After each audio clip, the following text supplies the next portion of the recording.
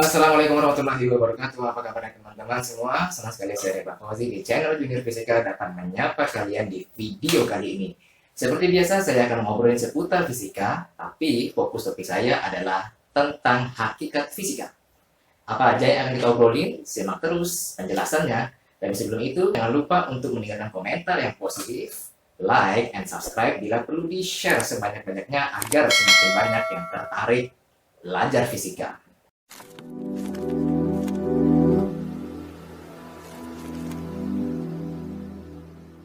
Kok gelap ya? Oh, nah, ini baru. Nah, kenapa sih kalau dalam kondisi gelap atau tidak ada cahaya, kita nggak bisa melihat? Apakah ini karena fisika? Jadi, kalau nggak ada fisika, kita nggak bisa lihat dong gitu. Enggak. Nggak begitu ya. Ada tidaknya fisika, cahaya itu udah ada dari dulu-dulu. Sebelum ilmuwan fisika ada, bahkan sebelum manusia itu ada mungkin. Sama kayak gravitasi. Sebelum Isaac Newton lahir hingga akhirnya dia menjadi ilmuwan yang merumuskan hukum gravitasi yang terkenal karena cerita dia waktu duduk di bawah pohon apel dan ketimpuk buah apel itu, ya benda-benda di bumi kalau jatuh pasti geraknya ke bawah. Artinya gravitasi itu sudah ada sebelum Newton memikirkannya. Terus peran fisika apa dong? Fisika hanyalah sebuah cabang ilmu pengetahuan yang mempelajari gejala-gejala alam, fenomena fisik sesuai dengan namanya ya, fisika, fisik gitu ya. Kemudian interaksi antara satu gejala dengan gejala alam lainnya dan segala keteraturannya. Bahkan fisika itu punya misi untuk menguak fenomena alam yang masih menjadi misteri dan belum terpecahkan. Berbicara fisika melingkupi ruang dan waktu yang sangat luas. Kok luas? Ya, karena fisika adalah ilmu pengetahuan yang paling dasar setelah matematika pastinya. Karena ini dasar, maka ada banyak sekali ilmu yang merupakan cabang-cabang dari fisika. Apakah ini yang menjadikan momok bagi Anda atau mungkin juga saya untuk mempelajari bahkan mendalami fisika? Oh, sabar dulu. Sebelum Anda mengkambing hitamkan fisika, kok mengkambing hitamkan mentang-mentang lagi Idul Adha nih ya, potong kambing dong. Sebelum mengkambing hitamkan fisika sebagai pelajaran yang sulit, yang membosankan, yang menakutkan, yang mematikan, enggak ya. Sekarang coba kita perhatikan di sekitaran kita. Saya misalnya, saya lagi duduk di kursi yang nyaman ini. Atau misalnya seperti sekarang ini, saya bisa ngobrol dengan Anda seperti ini, berbagi ilmu, tanpa harus terikat ruang dan waktu. Saya bisa melihat dengan jelas meski di dalam ruangan tertutup tanpa harus terkena panas matahari. Semua kenyamanan dan kemudahan ini, saya dan Anda rasakan karena ada orang-orang yang merelakan waktu, usia, bahkan perasaan mungkin selama bertahun-tahun untuk mempelajari, memahami, menganalisis hingga akhirnya mampu mencipta apa yang kita sebut teknologi. Itu pun nggak langsung senyaman dan sebagus sekarang ini. Semuanya harus mengalami pengembangan dan proses penyempurnaan. Dari mana mereka mempelajari itu? Tentu dari keteraturan gejala alam yang sudah Tuhan berikan. Dengan apa mereka mempelajarinya? Nah, jawabannya adalah dengan ilmu. Ilmu apa? Fisika. Sampai di sini, ada yang masih gagal paham?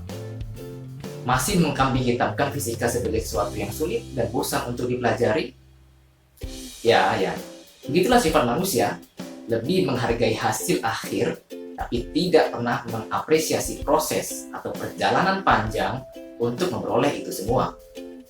Kembali ke topik utama, hakikat fisika, yaitu fisika dipandang sebagai 3 hal.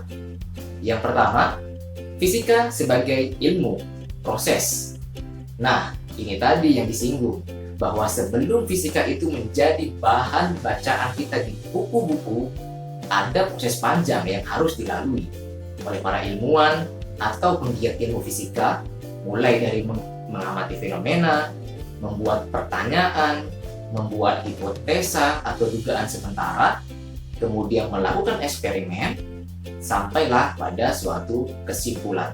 Sangat panjang prosesnya. Yang kedua, fisika sebagai sikap. Kenapa yang melakukan proses itu disebut sebagai ilmuwan?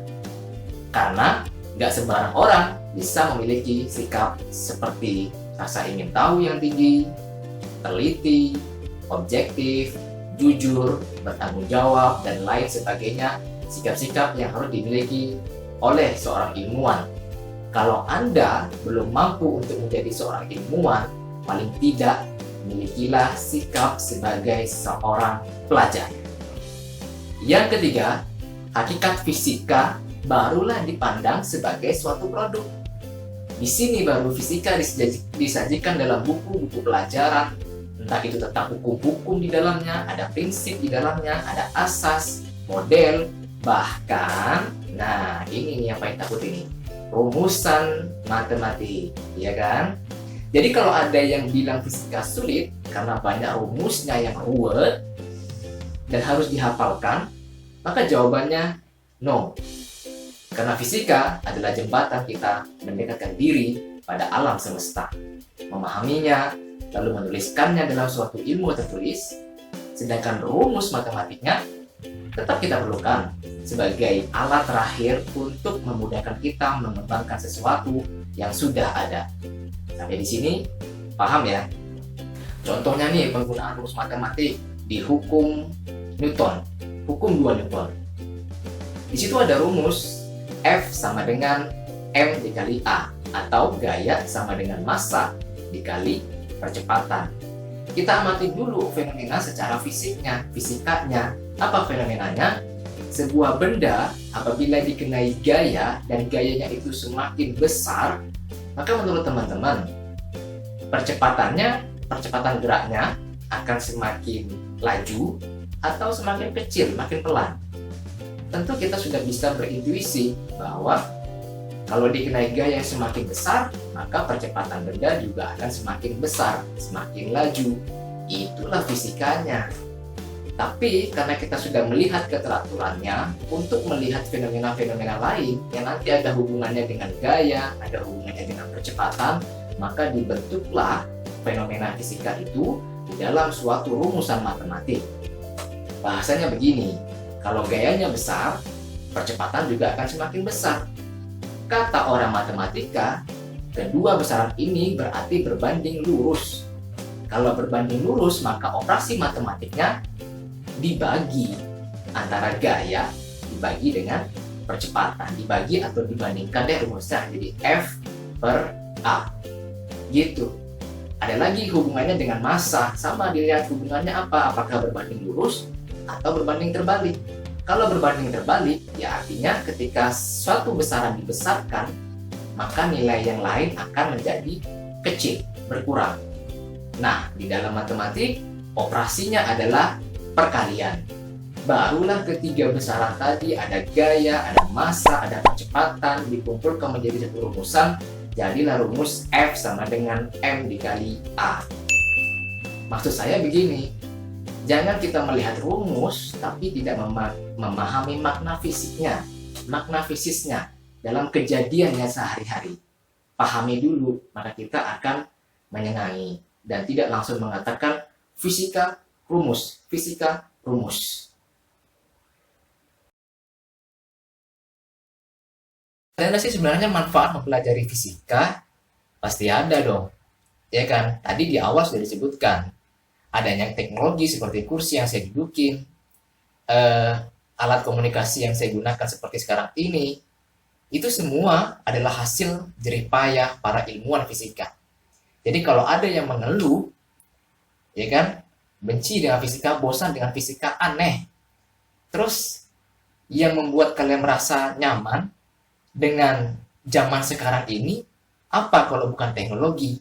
Dan teknologi itu apa kalau tidak ada fisika, ya kan? Dan yang lebih aneh lagi nih, untuk pelajar-pelajar semua, saya sering menemui ya, dia masuk IPA, di jurusan IPA, tetapi nggak suka dengan pelajaran fisika, malas belajar fisika, malas ngapain rumus fisika. Kalau disuruh ngerjain soal-soal fisika, paling cepat bilang, nggak bisa, susah, belum nyambung. Tapi begitu lulus dari SMA, Dia ngambil jurusan teknik dong. Gimana coba tuh? Mau ngambil teknik, teknik lingkungan, teknik elektro, politeknik, teknik-teknik yang lain, teknik ninjutsu mungkin.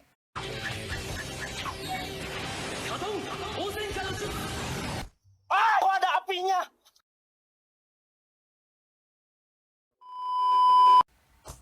Tapi nggak suka fisika, emang bisa? Stop it. Get some help. Kesimpulannya adalah physics is not mathematics, but physics means mathematics. Kata-kata ini saya dapat dulu dari kuliah Fakultas Ilmuwan. Oke, demikian pembahasan kita, obrolan kita seputar fisika. Memang nggak banyak ya, karena ini hanya bagian kulitnya saja. Nanti akan lebih banyak lagi pembahasan di dalam seputar materi-materi fisika, khususnya di tingkatan SMA. Terakhir, tetap semangat belajar ya. Sebelum saya tutup, ada suatu kata-kata yang bagus dari seorang Imam Syafi'i. Jika kalian tidak mau merasakan lelahnya belajar, maka kalian harus siap menahan pahitnya kebodohan.